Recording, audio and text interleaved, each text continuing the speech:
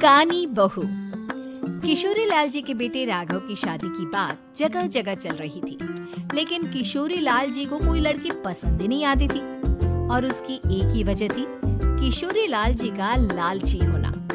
उनको लड़की वालों से मोटा दहेज चाहिए था और इसी चक्कर में एक दिन वो एक बहुत पैसे वाले के घर अपने बेटे का रिश्ता लेकर पहुंचे। उस आदमी का नाम था ओम प्रकाश। देखे किशोरी लाल जी, मेरी एक ही बेटी है और मेरी सारी संपत्ति जायदाद सब कुछ मेरी बेटी नैना का ही है। पापा, नाम से लगता है बहुत खूबसूरत होगी। कितना अच्छा नाम है ना, नैना। ओ, वैसे बात तो सही है आपकी। अब इतना पैसा है, जमीन जायदाद है, इकलौती बेटी, आप भी क्या करेंगे? सबको चूसे ही देंगे ना। बिल्कुल ठीक पहचाना आपने। बस बेटी की शादी और सारी जायदाद उसके नाम। पापा, बिना देखे हाँ कर दीजिए ना।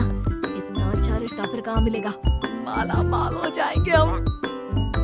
मैं अपनी बेटी को बुलाता हूँ। अरे नहीं नहीं नहीं, आपकी बेटी का नाम नैना है, सुनकर ही लगता है बहुत सुंदर होगी। रहने दीजिए अंकल, मैं तो आपकी बेटी के नाम से ही इतना खुश हो गया हूँ कि उसे बिना देखे शादी करने को तैयार हूँ। अब तो मैं उसका चेहरा सीधे शादी के बाद ही देखूंगा। और इस तरह राघव नैना का चेहरा नहीं देखता और उससे शादी कर लेता है। शादी के बाद अपनी सुहाग रात पर जब राघव नैना का घूंघट उठाकर देखता है तो नैना की आंखें बंद थी। कितनी खूबसूरत हो तुम नैना। जरा अपनी आंखें खोलकर मेरी तरफ देखो तो सही। नहीं, मुझे शर्म आती है। अरे, मैंने तुम्हें शादी से पहले भी नहीं देखा और अब अगर तुम आंखें खोलकर मुझे देखोगी भी नहीं तो मुझे अच्छा कैसे लगेगा?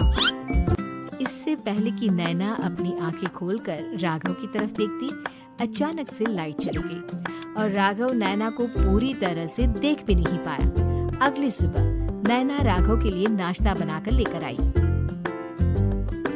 अरे ये क्या? आधा पराठा सेका हुआ है और आधा बिल्कुल कच्चा। ये तुमने क्या किया नैना? बहू, तुमने क्या आधा पराठा तवे से नीचे लटका कर रखा था, जो आधा सिका है और आधा कच्चा? मुझे जितना दिखेगा उतना ही तो सीखूंगी ना पापा जी। जहाँ जहाँ मुझे नजर आ रहा था वहाँ मैंने सीख लिया, जहाँ जहाँ नहीं दिखा वहाँ कच्चा रह गया होगा। इसका क्या मतलब है? ये कैसा मजाक कर रही है तुम? अरे बहू, तुमने इतना लंबा घूंघट क्यों लगाया हुआ है? देखो, हमारे घर में बहुओं को बेटी की तरह रखा जाता है और फिर तुम तो इतना सारा माल लेकर आई हो। देखो, ये घूंघट डालकर रखने की कोई जरूरत नहीं है। हाँ नैना, पापा जी ठीक कह रहे हैं, तुम तो आराम से रहो, अपना ही घर समझो। नैना अचानक से अपना घूंघट उठा लेती है। अरे ये क्या पापा, नैना की तो एक आंख फूटी हुई है। नाम से नैना, लेकिन ये तो कानी बहू निकली। मेरे साथ धोखा हुआ है, धोखा। बिना दिखाए अपनी कानी लड़की मेरे संग ब्याह दी। मुझे कानी भी नहीं चाहिए। मुझे अभी ओम प्रकाश जी से बात करनी पड़ेगी। आखिर उन्होंने मेरे साथ ऐसा किया क्यों? अरे, आप लोगों ने ही तो पापा से कहा था कि आप लोग शादी से पहले मुझे देखना नहीं चाहते। अब मेरे पापा पर क्यों इल्जाम लगा रहे हैं? अरे लेकिन उन्हें बताना तो चाहिए था ना कि तुम कानी हो, एक आंख से तुम्हें दिखाई नहीं देता। किशोरी लाल और राघव नाराज होकर ओम प्रकाश को अपने घर बुलाते हैं। पापा जी, ये आपने क्या किया? शादी से पहले बताया क्यों नहीं कि नैना की आंखों में परेशानी है? अरे, आप ही ने तो लड़की देखने से मना कर दिया था। और लेकिन आप बता तो सकते थे। आपको तो हमारी बेटी की प्रॉपर्टी चाहिए थी, वो भी पूरी की पूरी। अब क्या हुआ अगर उसे आधा दिखाई देता है? प्रॉपर्टी तो आपको पूरी मिल गई ना। अरे ये क्या बात हुई? मेरी शादी प्रॉपर्टी से नहीं, आपकी बेटी से हुई है।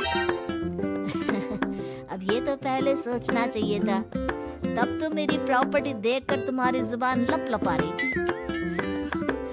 लेकिन मैं कानी लड़की को अपनी बीवी बनाकर नहीं रख सकता। पापा, कुछ करिए ना आप। देखिए ओम प्रकाश जी, आप हमारे साथ ऐसा नहीं कर सकते।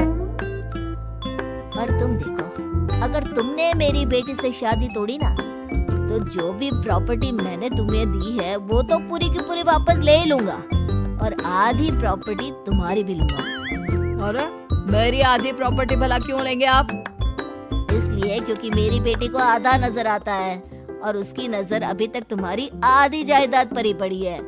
अब तुम उसे घर से निकालोगे तो कुछ तो लेकर जाएगी ना। और अगर हम आपकी बेटी को अपने घर की बहू बनाकर रखे तो? तो तुम्हारी पूरी प्रॉपर्टी तुम्हारी ही रहेगी, और जो मैंने तुम्हें दिया है ना, उसमें से बस मैं आधा लेकर जाऊंगा। अरे लेकिन अब आप अपनी दी हुई प्रॉपर्टी में से आधी वापस क्यों लेकर जाएंगे? अगर मैं आपकी बेटी को अपनी पत्नी बनाकर रखने को तैयार हूँ तो? इसलिए ताकि भविष्य में अगर तुम मेरी बेटी को धोखा दो तो उसके पास कुछ तो रहे जो पति का हो। वैसे मेरे पास तो बहुत कुछ है, लेकिन अपने पति की कोई निशानी तो उसके पास होनी चाहिए ना। अब अगर तुमने मेरी बेटी को कानी कहा तो तुम्हें प्रॉपर्टी भी कानी ही मिलेगी, पूरी नहीं। जमाए राजा। किशोरी लाल और राघव समझ चुके थे कि वो बुरी तरह फंस चुके हैं और अब उनके पास वहाँ से निकलने का कोई चारा नहीं है। अब समझ में आया ना, लालच बुरी बला होती है। एक तो तुम्हें प्रॉपर्टी मिली, ऊपर से बीवी मिली, उसमें तुम्हें नखरे भी दिखाने हैं। आए बड़ी, चुपचाप बैठो तुम। कुछ दिनों के बाद नैना राघव की कार लेकर बाजार घूमने निकलती है और जब कार लेकर वापस आती है, ये क्या? एक तरफ से मेरी गाड़ी पूरी खराब हो चुकी है। लगता है तुमने मेरी गाड़ी को किसी दूसरी गाड़ी के साथ एक्सीडेंट किया है। अरे कितना बड़ा नुकसान कर दिया तुमने बहू। वो क्या है ना पापा जी, मुझे एक आंख से दिखाई नहीं दे रहा था, सामने से गाड़ी आ रही थी। मुझे तो सिर्फ आधा ही दिखाई दिया और वो गाड़ी मेरी कार से रगड़ते हुए निकल गई। अब मैं क्या करूं बताओ? आप इसे ठीक कराने के पैसे कौन देगा? तुम्हारे पापा? तुमने मुझसे इस तरह से बात की? अभी रुको। नैना राघव की शिकायत ओम प्रकाश को कर देती है। देखो राघव, अब जो मेरी आधी प्रॉपर्टी तुम्हारे पास थी ना, उसमें से आधी और मैं लेकर जाऊंगा, क्योंकि तुमने मेरी बेटी को डांटा। अरे नहीं नहीं पापा जी, गलती हो गई, माफ कर दो। गलती की तो कोई गुंजाइश ही नहीं। अगली बार मेरी बेटी को डांटा तो बची हुई आधी में से आधी और ले जाऊंगा। लालच के चक्कर में हम दोनों ने बहुत बड़ी गलती कर दी बेटा। एक तो तुम्हें कानी बहू मिली और ऊपर से जो माल मिला वो भी काना। इस तरह राघव की हर एक गलती पर ओम प्रकाश उसकी प्रॉपर्टी का आधा आधा हिस्सा लेकर अपना सारा माल वापस ले गया और राघव को कानी बीवी से काम चलाना पड़ा। भाई लालच वाकई में बुरी बला है।